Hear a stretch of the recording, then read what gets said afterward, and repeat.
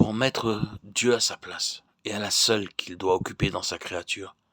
Christ se présente à nos yeux intérieurs comme un homme dans lequel tous les droits de Dieu ont été recouvrés, par lequel il définit et exprime sa nature.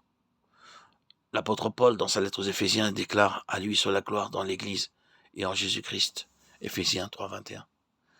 La gloire est l'expression de la nature de Dieu. Elle se définit en termes de pureté, limpidité et transparence. Elle demande et réclame la justice dans l'homme racheté, en d'autres termes, la reconnaissance des droits souverains de Dieu. Cette justice et cette gloire sont en Christ. Christ incarne et personnifie la nature de Dieu en ces deux aspects. Ces hommes qui poursuivent la justice, qui sont-ils?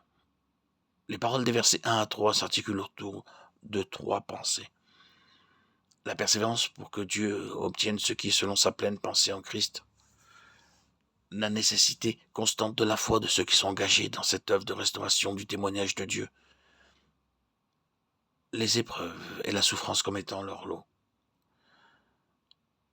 Qui sont donc ces hommes qui poursuivent et cherchent Dieu? L'on ne saurait poursuivre une chose qui n'a pas été vue, puisque c'est Dieu, l'objet de la persévérance dans cette course. Nous voyons ici quels sont ces hommes engagés dans ce mouvement venu des cieux. Ils sont des hommes affranchis des influences de la vie naturelle, crucifiés avec Christ, et qui haïssent leur propre vie.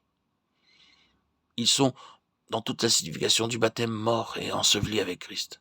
Romains 6, 3, 4. Livrés sans partage, reconnaissant les droits souverains de Dieu. Ils l'ont placé au centre de leur être intérieur, et par l'expérience de la croix, sont amenés dans la connaissance vivante de Christ. Car leur vie naturelle a été ôtée du chemin de Dieu par la croix. Chercher Dieu résulte à la fois de la place de Christ au centre de notre être et de la croix qui établit sa souveraineté et sa seigneurie. Il faut qu'il soit en vérité le Seigneur pour que nous connaissions expérimentalement l'affranchissement de nous-mêmes.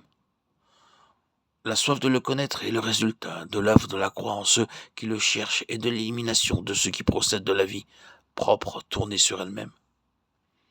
La profondeur de notre communion avec le Dieu vivant ne saurait aller au-delà de la mesure de transparence opérée dans notre constitution par la croix. Elle est l'expression de la mesure de Christ en nous.